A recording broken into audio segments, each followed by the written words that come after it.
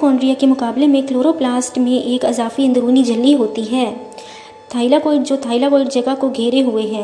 Chloroplast में 3 अलग अलग झिल्ली होती हैं। बैरूनी झिल्ली जो अंदरूनी झिल्ली की जगह का अहाता करता है, अंदरूनी झिल्ली जिसमें स्ट्रोमा का अहाता होता है, थाइलाकोइड झिल्ली जो एक दूसरे के साथ तामुल करती है और घराना सिंगुलर ग्रैनम तश्कील देते हैं।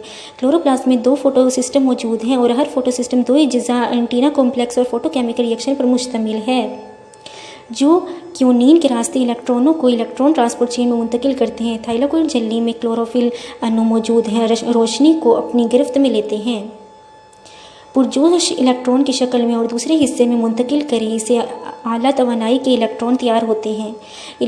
इलेक्ट्रॉन चेन में प्लास्टोक्यूनोन, प्लास्टोसैनिन और फेरिडोक्सिन शामिल होते हैं।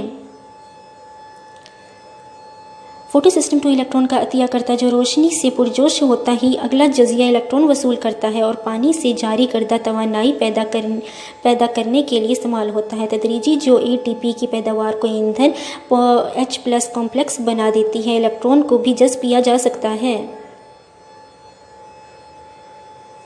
जो फेरिडोक्सिन ANDP रेडक्टेज पर जा सकता है। ऐसे 2 इलेक्ट्रॉन को मुश्तमिल करता है। फोटोसिस्टम 2 के ज़रिए 4 इलेक्ट्रॉनों को NADPH तैयार करने के लिए अतिया किया जाता है।